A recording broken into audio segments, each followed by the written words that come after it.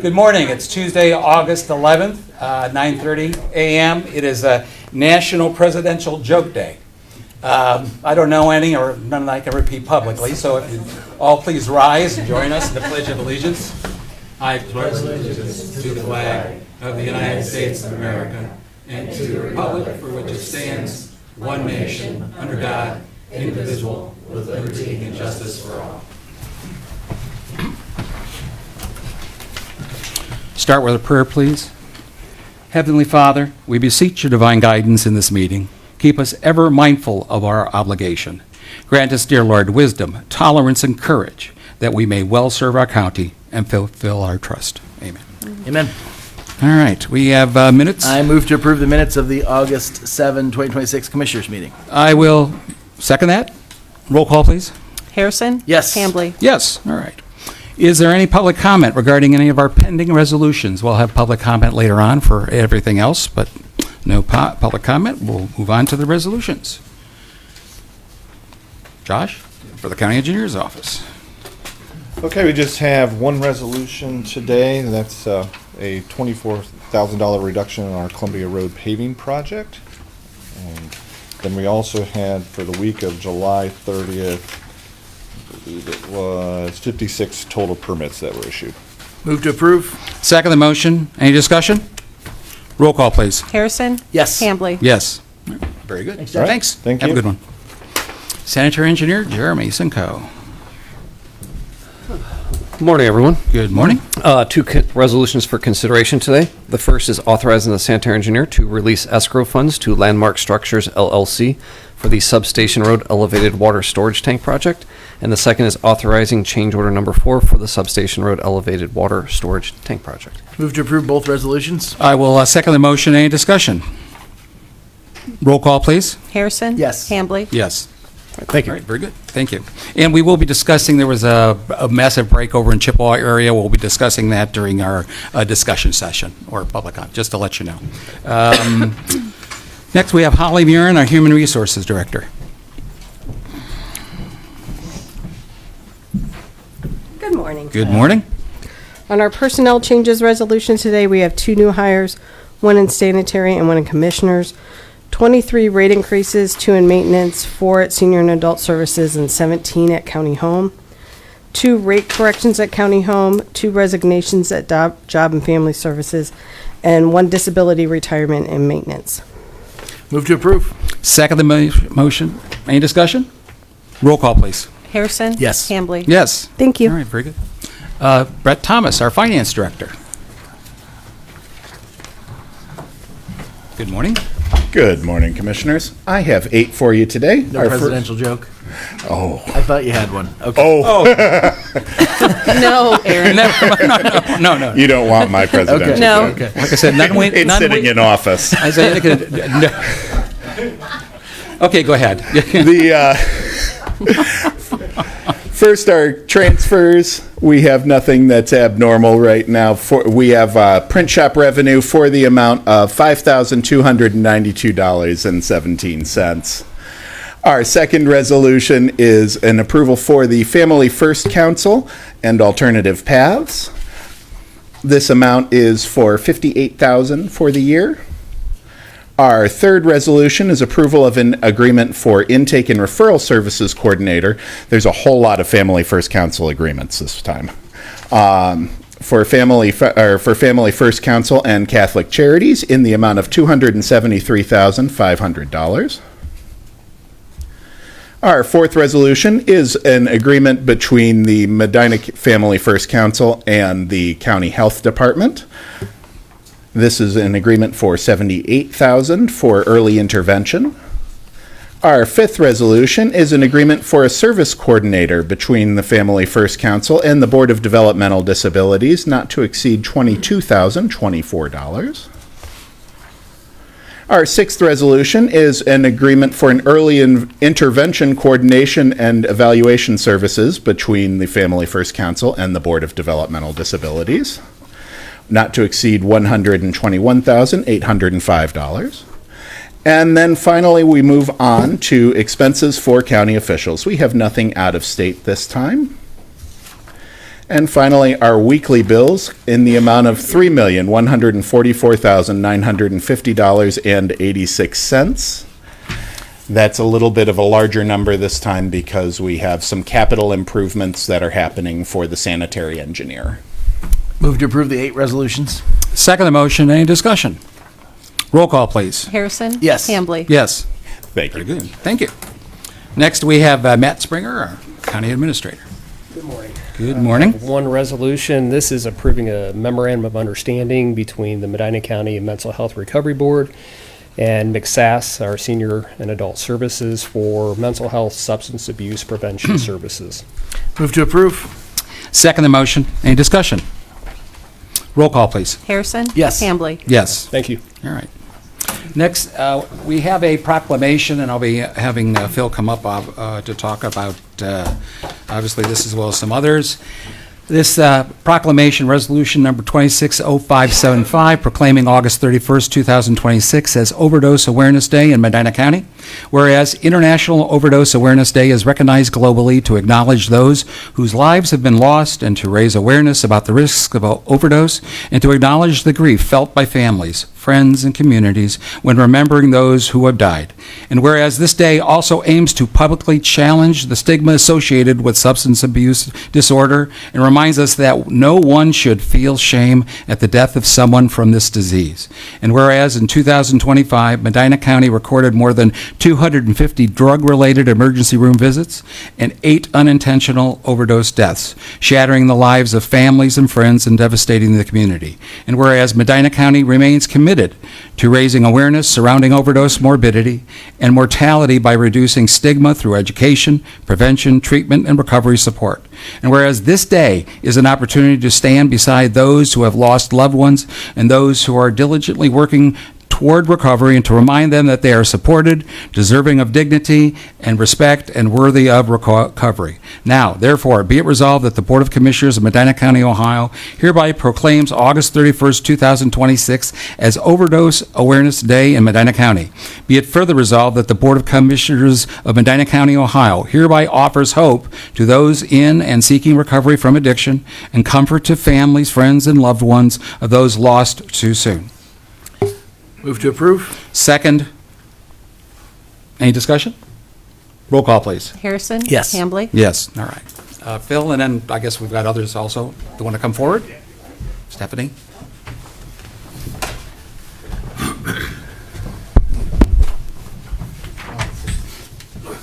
They don't want to trip you up. That would be a really good photo. Let's put this back there. Okay.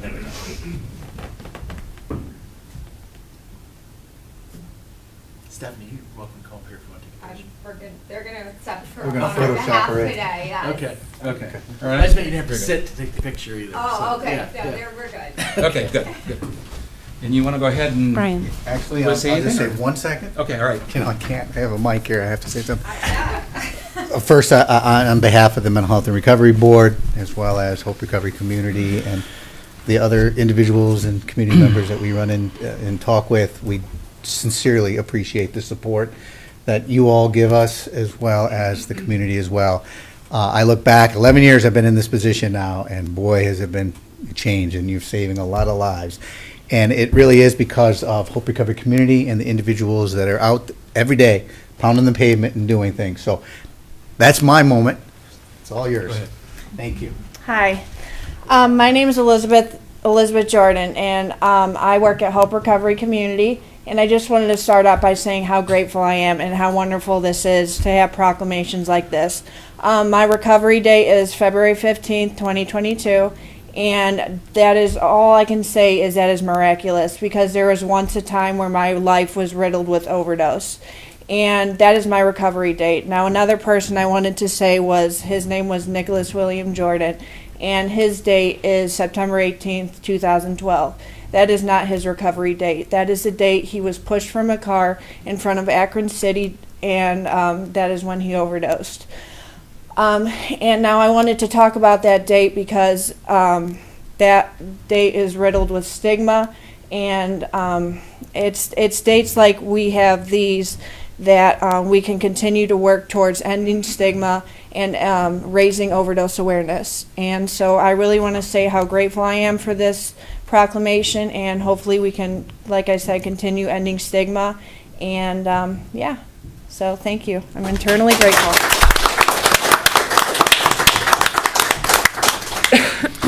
Okay, now, Philip, did you want to do your update? You could have stayed up here, I guess, if it was a... Yeah, okay. This just became a lot like church, didn't it? You get up and you sit back down. The basket to come around there, Commissioner. Well, for your benefit, I'll cut it short. I know I always get timed up here.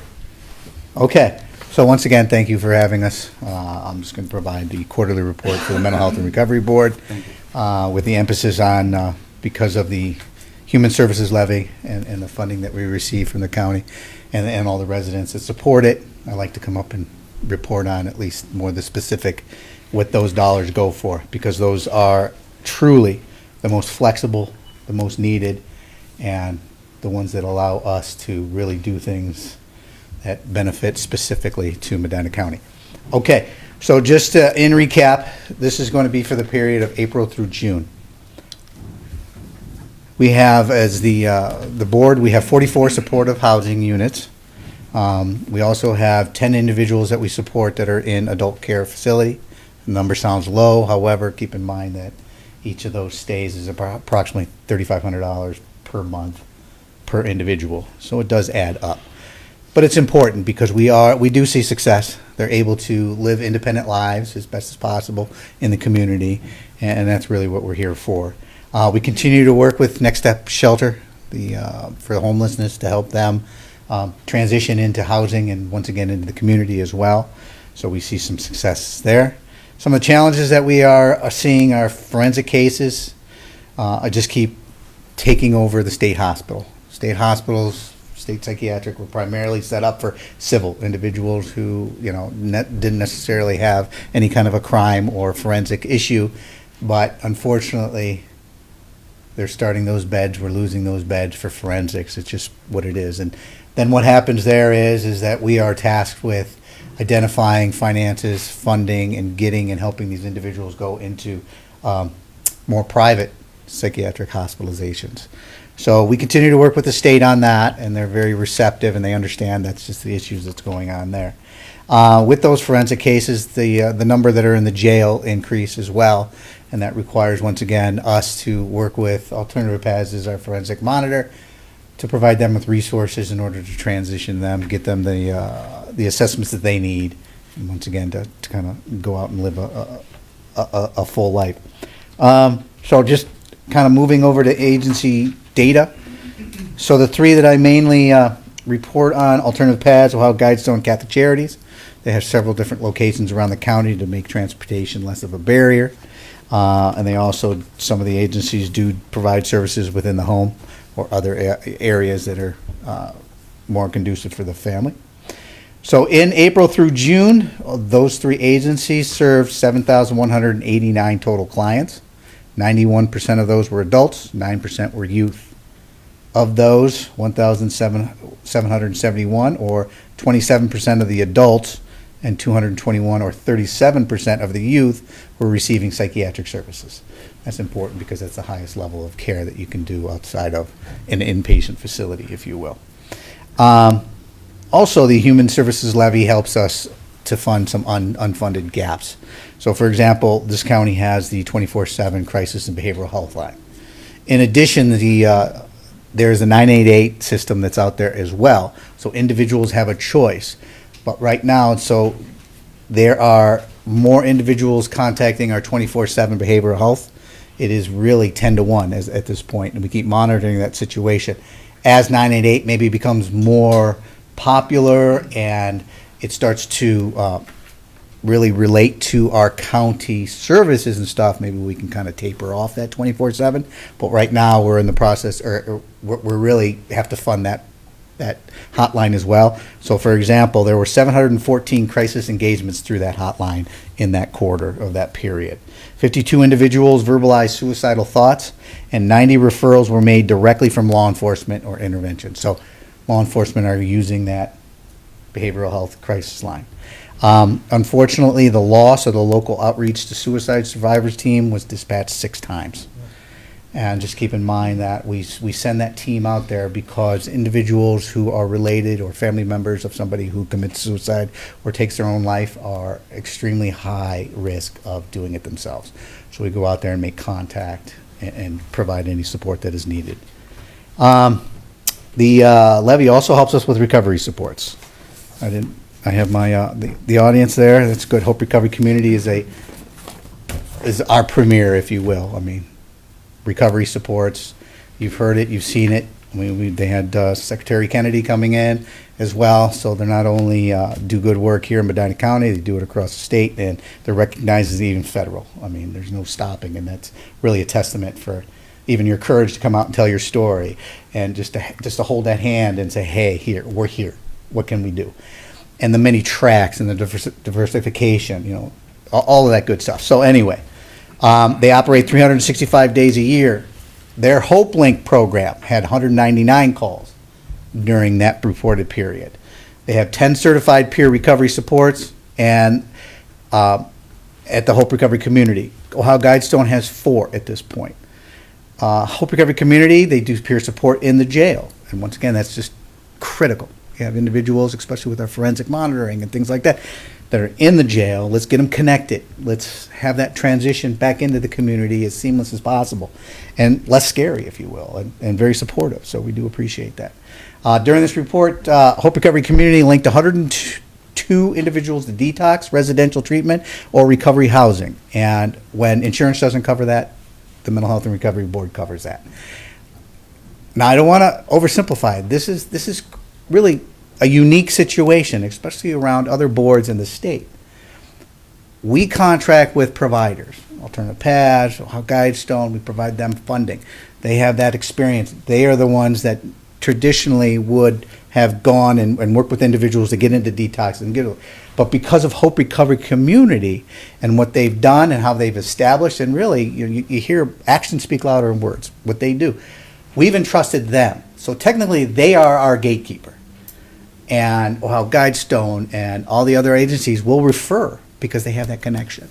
So having that now, not only with the Ohio certified or Department of Health certified agencies, we also have Hope Recovery Community. So that's a model that other board directors, my peers, are looking at. How can they replicate things like that? Also, there's medication-assisted treatment that would help with recovery. That does start and can continue in the jail, so that's another way of making sure. There were 56 individuals per month during this period that were receiving MAT or medication-assisted treatment through Ohio Guidestone and or AP. Finally, recovery housing. So, the Mental Health and Recovery Board has a 12-bed women's recovery house through support of the commissioners and many in the room. Hope Recovery Community has now 44 male beds and 3 women beds, and they are continually expanding because that wait list and the need is there. They're currently involved with a capital project with the state, the town motel, right over there, right around the corner, and that way. It's just critical how. And they're working with the Mental Health and Recovery Board to try to secure some capital funding through the state. But the project, that capital funding isn't going to solely pay for that. They have gone out and diversified, and that's what we ask of, right? Even you all, when you provide funding, is where's that diversification? Who else is in this game? What else can we do? Because the benefit is there. And I know that they're continually looking for different capital, and then they show that, because then it's everybody's ownership. And when we talk about stigma, and we talk about when we all own the problem, or we all own a solution, or we're all in, we make very good progress. I know it's a little longer than I thought, but finally, we, as the add-on board, so just to tell you how, we try to be as efficient as we possibly can with the funding. We did receive our state funding for fiscal year 27. On one hand, it was flat funded. So I'm happy that it wasn't necessarily cut, but you all know it's been flat funded for the last 20 years, but everything increases. So that's why it's important when we invest in agencies and community that they diversify and they receive it. So you have any questions for me? Or you want to say those are Colleen? Yeah, she's the one who keeps you on the clock anyway. So, I saw- no, thank you for the updates. Thank you for sharing. Thanks for everything you're doing. Thanks, Phil. All right, appreciate it. Next, we have Jody Robbins, our Convention and Visitors Bureau Director. Thank you for coming, ladies. Good morning. Good morning. Per usual, it's been busy. Over the last 3 months, we've had 22 attraction and hotel site visits and represented the Medina County Convention Visitor Bureau at 6 events. In June and July, we've sent out over 200 guides, which means we only have 4 boxes, which is 200 guides left. And we're picking up some from a partner this week. So we have a partner in Tuscarawas County that distributes for us, and she said, I think I could give you a few extra. So I'm going to go down and drive to Canton and pick up a few more boxes of our guides so we have enough to get us through the rest of the year. Do I need to stop on the turnpike? 'Cause Yeah. I see those there. Grab some of Just them. grab, yeah, like 10 at a time, and back. just we'll give you a box, right? It sounds like a plan. I like that idea. Some of the events that we attended, Big Ohio Book Con is one of our huge events over the summer. There were over 5,500 attendees. We spoke with attendees from Michigan, Indiana, Kentucky, Pennsylvania, Florida, West Virginia, Montana, which was a really cool one. They actually lived in Brunswick and they moved to Montana and they come back to attend the event. So I thought that was kind of cool. Texas, Illinois, Connecticut, South Carolina, and Italy. So. Wow. We are already working on the planning for 2027 with Black Cat Books, and we're happy to announce that we were able to help them keep the event in Medina County for 2027, which is always so it will be hosted at the Medina High School this year at the end of June. Yeah, so we've been working with the school, some of the folks at the school, and Amy Busby, and it was Alicia's idea. She said, I was driving, and I saw the high school, and I thought, I went to high school there, and I think we could do this. So we kind of made some connections, and Awesome idea. there we go. So that's what's going to happen. Another Black Cat event. Yeah, I'm super stoked. Another Black Cat event that we attended was Folk and Flora Fest, which brought 6,500 guests to Medina Square. I reached out to Laura Cavey, the owner of Cool Beans, and she said their sales were up 10% over the other events they've seen on the squares. So she said that the Black Cat events continue to help them grow their business as well. Matt Horner and I had an opportunity to attend Rodeo at Buchan, Ohio, with the purpose of getting new content for the attraction. If you've not been, I highly recommend it. It was I was able to steal a few seconds with Eileen Thornzell, who's the owner. I thanked her for the tickets, and I let her know that we were very impressed with the fact that her family was able to bring that vision to life, and I thanked her for doing so here in Medina County. It's really, to have PBR right here in Medina County is really, really something. Their event at the fair was one of the best attended ones of the week too. So Yeah. Yeah. And they like all of that. They move. It's amazing. awesome. It's amazing, and it's a small family. Matt Horner and I also attended a few hours on 2 different days at the 32nd Phoenix Cup. This is a global golf tournament for golfers with disabilities. It was held at Pine Valley Golf Course in Wadsworth. This event brought golfers from all over the U.S. and U.K., as well as Ireland and Scotland. There were 14 golfers from the U.S., 14 from Europe, and there were 12 reserves. We were able to talk to the golfers as well as their families, and everyone was amazed at the beauty and playability of the course. They were also very impressed with the Garner Hotel in Galaxy, where they held their banquet. The MCCVB donated swag bags with merchandise from Wadsworth companies, as well as visitor guides from Medina and the state.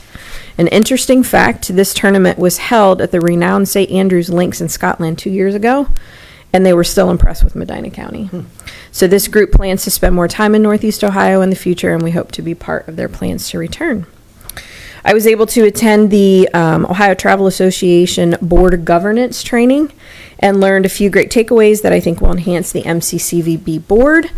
And from that, I have planned a retreat day with Bethany Dentler to make plans for next year, which will include some of the takeaways from the training.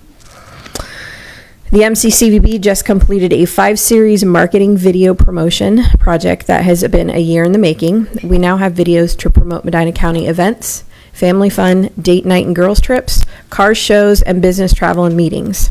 The final video was shot in one day from 9 a.m. to 8:30 p.m.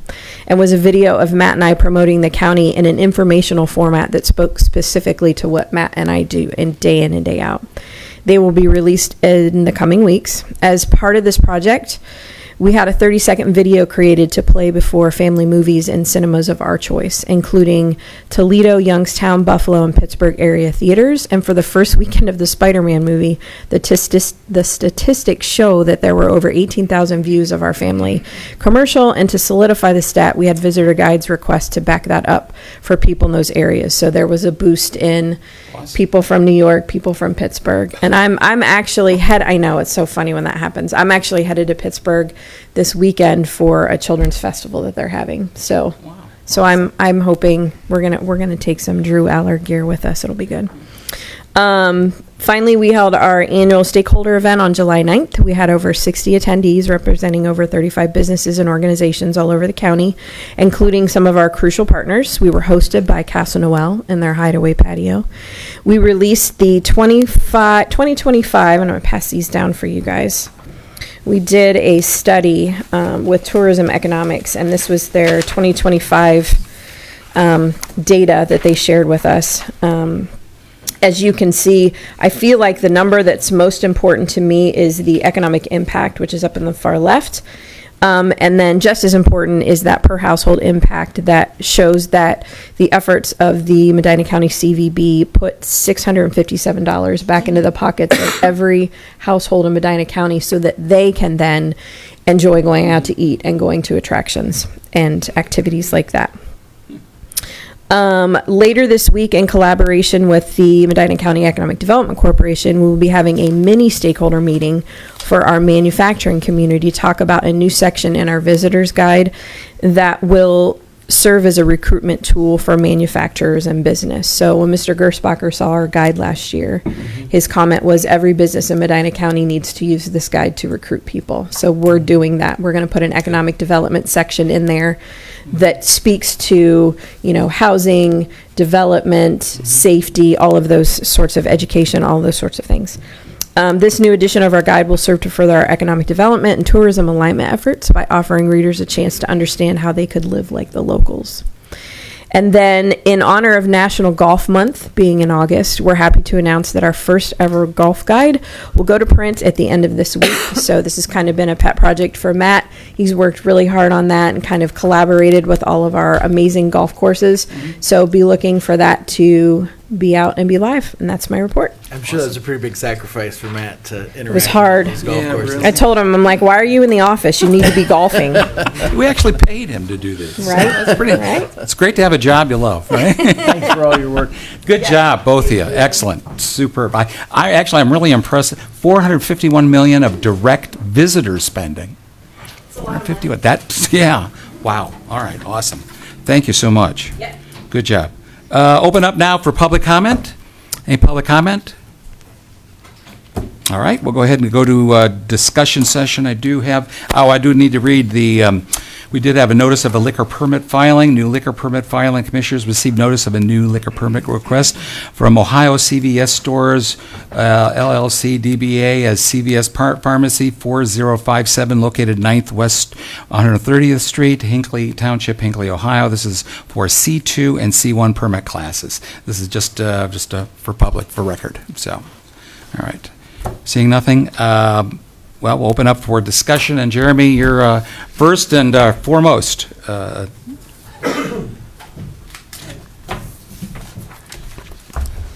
right. Let me pass this out over to you real quick. All right. Is this what you gave me earlier? Yeah. So as most of you may be aware, we had significant water main leaks that occurred Friday and Saturday into Sunday over in the Chippewa Lake region. This all started on Friday morning. We had a large leak just around Main Drive S-curve area of Lake Road. And the size of that leak, we actually lost pressurization in the southern half of that water district, which was the truck stops area. So we actually turned off, we basically cut that service area in half. And I'm just going to say East Lake and Lake Road was pretty much that dividing point. So anything south of East Lake, excluding Westfield Lakes subdivision, was on a boil alert. We hadn't delivered over 300 notices to all of the affected properties to ensure that they received those notices. Anyone north of East Lake and the Westfield Lakes subdivision were not on a boil alert. So they did not receive any notifications. Shortly after that, we opened up an interconnect between our Northwest water system and our Southern water system at our Chippewa water well plant there. It's on Lake Road just north of Chippewa Lake. And in doing so, the flow rate at which the water was coming through is about 3 times, maybe 4 times the amount of what the output of the the Chippewa water plant is. So we started filling up the system, and we believe that the high rate of velocity of the water through the system targeted some weak spots in some of the cast iron pipes in the area and caused leaks. And as these leaks occurred, when one of the leaks occurred, what would happen is, the pipe would leak, all the water would evacuate the pipe, and then that would leave a void there. So then the interconnect would quickly fill that, and as it did, it created a surge in pressure, and which we witnessed during our leaks. Friday night, late Friday night, around 10 o'clock, we actually witnessed the pressure surging in the main as leaks were occurring. So Saturday morning, one of our water personnel, Ron Blosser, had the idea of putting what we call like a pressure regulating apparatus. We put it on a hydrant, so as the pressure increased, this valve would open on the hydrant, releasing the water to help subdue that pressure. In doing so, we actually were able to start catching up on these leaks. That actually helped us start repairing these leaks. All these leaks were done when using circle clamps, which are essentially clamps that go over the pipe where it's leaking. You bolt it down, good to go. So even though there were a lot of individuals that either had no water or loss of pressure, we were able to isolate these leaks in the Chippewa region. And because no pipe was cut open, none of them were on a boil alert. So even though we had those 22 leaks that were repaired, the fortunate thing was that the way we repaired them, we didn't need that boil advisory for those individuals. On Friday, we struggled. Saturday, we started catching up. So by Saturday night, we had a total of 22 leaks, actually. So by Saturday night, we had 19 of the 22 fixed, and then finished the last 3 on Sunday morning, and we were done about 1 o'clock p.m. We actually called in 2 of our 2 contractors in to assist us with these leaks. So we had our crews out there. We had 2 of our crews, and then 2 other contractors out there assisting us to catch up. So they did a fantastic job. So that was one of the. I don't think I can pinpoint one item that really caused the leaks. I think it was a multitude of them. It was one, the velocity of the water, us shutting off the valves while the system to isolating these valves probably created some water hammer, and we probably caused a couple of leaks ourselves, which it does happen.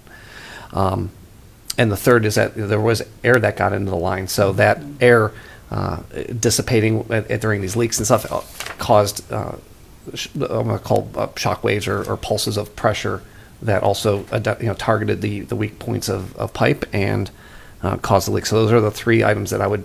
But you also said that there was a valve over in Chippewa Road that you were unaware had been almost totally closed. Yeah, and I was going to get to that here. Okay, yeah, that kind of complicated filling back in the system. So those reasons are why we had all the leaks. We got ahead of all the leaks. Everything was good on Sunday. Monday morning around 10:30, we shut off that interconnect between Northwest Water System and the Southern Water System. And at that time, we thought everything was good to go. And then all of a sudden we started receiving calls around 10:30, 12, 1 o'clock that residents in the area had no water. So when we started scratching our heads, we went out, tried to open up some hydrants to see if we were getting water out of them. Field personnel responded that they were witnessing air coming out of the hydrants. So at that point, we were thinking, okay, maybe we got a lot of air, a lot of air trapped in the pipes from all these leaks. Makes sense. So we went through, flushed all these hydrants, and still weren't getting any water.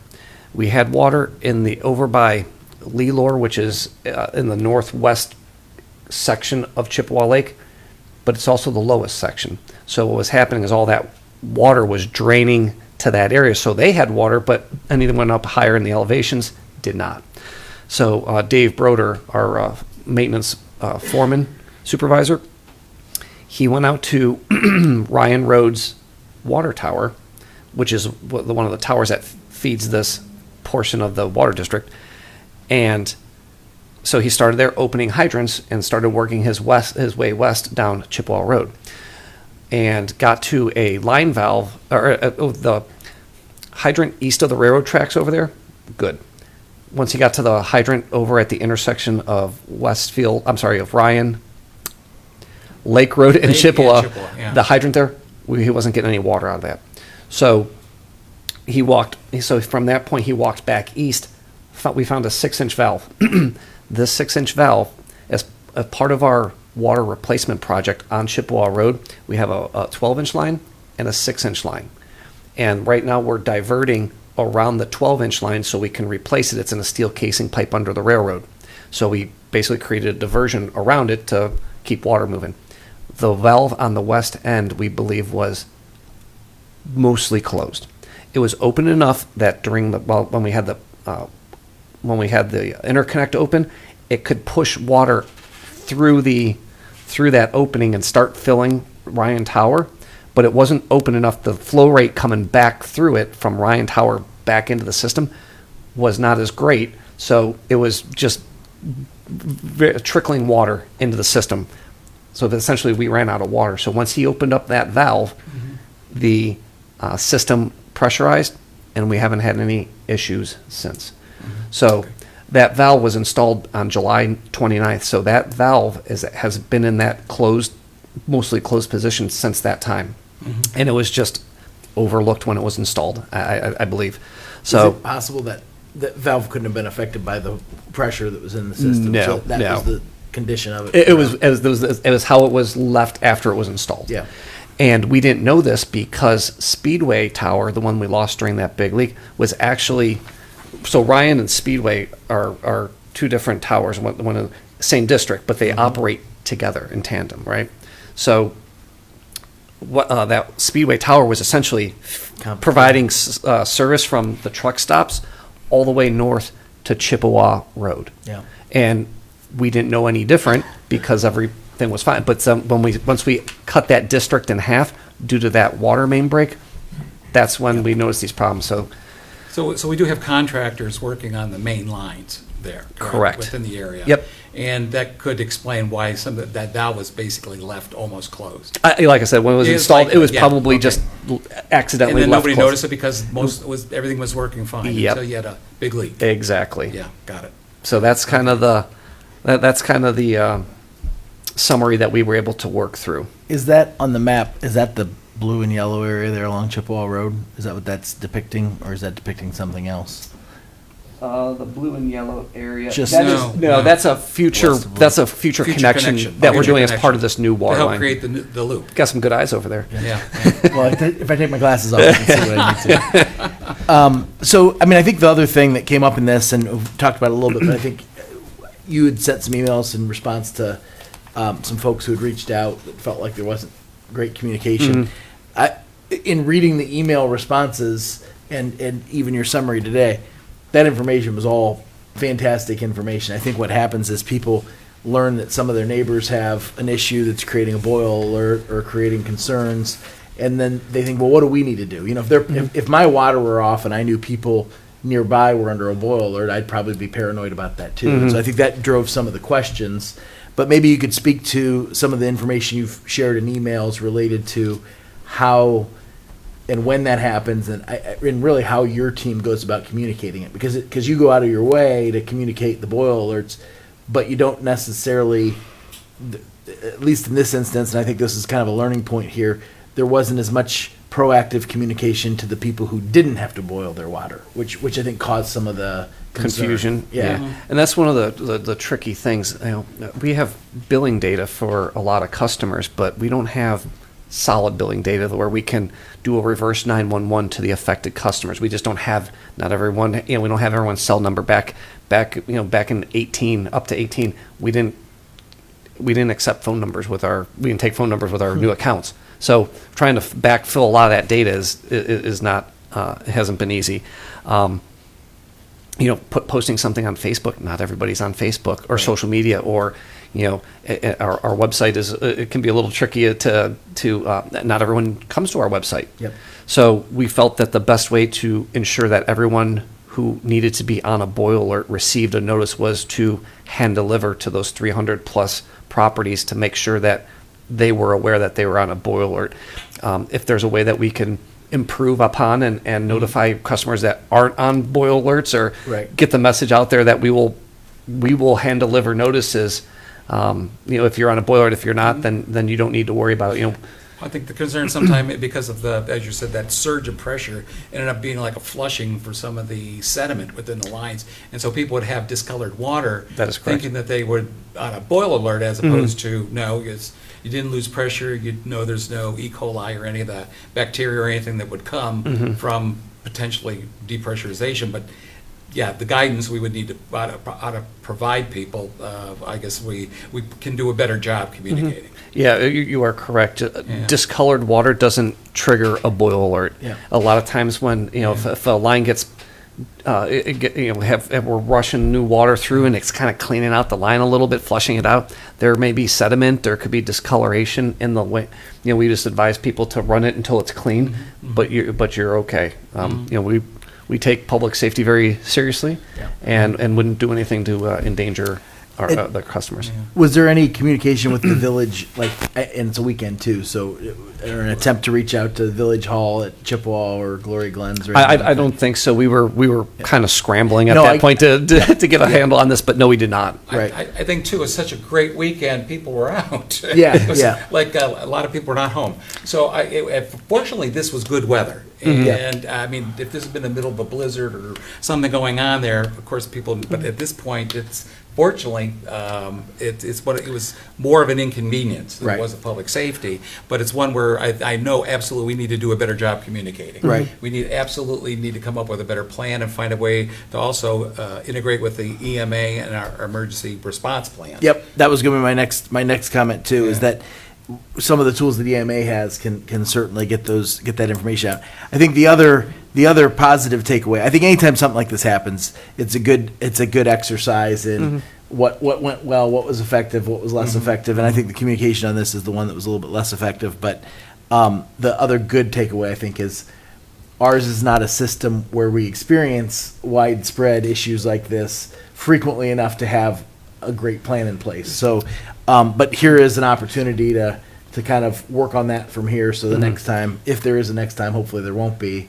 the people who are affected by it to a lesser degree know that if they don't hear from you or they don't get a knock on their door, there really isn't much for them to do other than wait for the service to be restored. So I don't ever remember us having this many breaks in such a short period. yeah, I of hope it time. never happens again. No, I mean, Yeah. we've had 7, 8. Yeah, 8, yes. But I mean, when you start getting into this number, it's kind of 22, unprecedented. 23, Yeah, yeah. it's and some of the infrastructure down there is a little older, Sure. and cast iron is Right. not the greatest pipe. I mean, we've been trying to work with the village. We actually have been working with the village as they do their road replacement jobs. We've been making Replacing sure that it, we've been yeah. replacing the sewer and water systems, when they replace each road. So, I mean, I know it's a slow, methodical process, but that is something that we've been doing as of in the last 5 years. Well, after obviously talking with Matt and Jeremy, and I think we've had some discussions. We really do need to look at, if you will, a better communication plan Mm-hmm. and how this integrates with EMA and with the community and fire departments and so forth. But likewise, I think we also ought to recognize all the great work done by our line maintenance staff and the people out there. And obviously, who are the two contractors we used? It was Josh Collins and Dan Venez. Okay, and just thank them for being willing to come in there and assist as they did, because this was unprecedented, and their main concern was getting people's water back on. Communication comes secondary. That's the rest of us that are standing around, that's what we can do. Yep. That's what our office staff can do, and other parts of the department can be supportive of getting the word out and helping better communication. Yeah, some of our maintenance personnel put in over 20 hours Yeah. straight. I did see Dan at the fair at the livestock auction. So after things slowed down on Saturday, he still made time that to right? get over and Good. support buy the anything? 4-Hers. I didn't. I don't think he was there to watch. So, Oh, okay. but I didn't. I can't say specifically that he Good. bought anything. But Good. yeah, so that it is good when you have other members of the community who can Assist. lean in and help. Yep. Yeah, Yeah. that's awesome. Yeah, I know it was not the best of situations, but it is also, like you said, a great learning experience for how we Indeed. can be a little bit better. Yeah. So, And I normally don't do this, but open it up. Anybody have any questions that they want to pose on this? We can certainly address it privately, but go ahead, sure, if you wouldn't Yeah, mind. I'm Al Horning. I'm on council at Chippewa Lake. Okay, in thanks for charge being of the here. roads. Yeah. So I got a lot of abuse this weekend. And hats off to your guys that were in the field working. I talked to numerous of them, and they're very, very nice people too. And I'm glad to hear what you're saying about the communication that needs, because that was the biggest concern. People constantly calling, is there a boil alert here? I'm seeing this, because they're seeing everything that the Glens is Right, getting. right. And it became a big issue for Yep, everybody yep. out there, so. yeah. And our best, the best thing I say is if there is any questions, call our office. We have someone at the office 24 hours, 7 days a week. So you will get somebody and you will speak to somebody. So that is the best thing that I can say is that if you have problems or issues with your water, call us. Yeah, we called, and Joanne Sure. DeDero, she called it a lot Yep. too, so. Well, we'll be upgrading our communications plan, there's no doubt. All right. And addressing this in the future as to what we can do a better job. All right, thank There's you. no doubt. Well, thanks for being here, Yep. appreciate it. Any other questions? Okay. Anything else? No, thank you, Jeremy. Good job. Perfect. We'll have Thank further you. conversations on this. Thank you. All right. I don't have anything. Aaron? And when Jody was here, we've had some preliminary conversations, but yesterday we had a meeting with the auditor's office related to trying to expand the participation of the Convention and Visitors Bureau to some of the bed and breakfasts and some of these other operations. Sure. And so, The collection of the right. bed tax. And, yeah. and that has been something that has kind of gone by the wayside for any number of reasons. I think it was a really good discussion to kind of hear CVB's perspective on kind of what's been happening there, hear the perspective of the auditor's office on what's happening on the collection side. The short answer is there isn't a great comprehensive list of who would be participating from that. But we have legislation dating back to 2022 that imposes those collections. So one of the things that we're going to actually ask the prosecutor's office to look into, there you are, yeah, hey, is if we have any latitude to maybe defer on that, because what we don't want to do is bring these folks in who have not been contributing, perhaps through no fault of their own. They might have just not been aware of the legislation, and say, "Oh yeah, and here's all that you owe for the last 3 or 4 years." Oh, yeah, you know? right, all right, So, okay, yeah. so we're going to work to see what latitude we may have to take some new legislative action to potentially waive some of those periods that are in the past. So it isn't a matter of people coming in and getting hit with a big bill. We want it to be a Right. collaborative, and I think that's Sure. a big thing that Jody and her board are concerned about too. Is they want to bring those people into the fold because that's part of the story of Medina County tourism is those operations. Actually, as we well. want to encourage that type Right, of thing. they'll all Yeah, benefit. And Yep. as long as it meets within the current I guess, community and the zoning and so forth. We know Right. there has been issues with, in some communities, where you have people who will basically rent a place for a party and be Right. very disruptive to the neighborhood. Right. And those are not the things we want to promote. Right. But those are obviously the ones that we're basically a visiting family, want to do tourism. We Yep. obviously want to promote that. Yep. Okay. So Agreed. there'll be more to come on that, I think, once we have a chance to get a little bit of insight from the Good. prosecutor. But Good. and then also the CVB board, I think, is going to have some more conversations about how they want to go about that process. But I think Good, I good. think everybody's targeting by early part, beginning of next year, Mm-hmm. Good. to have a path forward where those funds are regularly being collected. Mm-hmm. Those other more casual, like Airbnb, VRBO type things that are compliant with zoning requirements, that they're in the fold and in the mix and benefiting from the offerings of Well, CVB as take well. advantage of a new auditor coming in, being able to reorganize and Yep. and see that as a priority. Yep. I So, agree. so that's my only update. And then I do have a guest here today that I wanted to introduce. I've got high school senior from Medina High School, Trent Shermer, who's here, interested in a future maybe in law or public service. And so just wanted to welcome him to our meeting today. So maybe we could snap a picture with him Oh, that'd be great. afterwards if Love you to. have a couple minutes. Super. So, Oh, yeah. Okay. Oh, yeah. Thanks for being All here, right. Trent. Thanks for being here, Trent. All right. Anything else? Matt, did you have anything else? Okay. If not, we'll go ahead. Need a motion? Yep, I would move to convene executive session to discuss a pending court action, to consider the appointment of a public official, and to consider the employment of a public official. I will second the motion. Roll call, please. Harrison? Yes. Hambley? Yes. All right, we'll go ahead everybody. and go into executive session, and we will return, but in public session, but there's no votes or anything anticipated. Everybody have a good week. Photo now.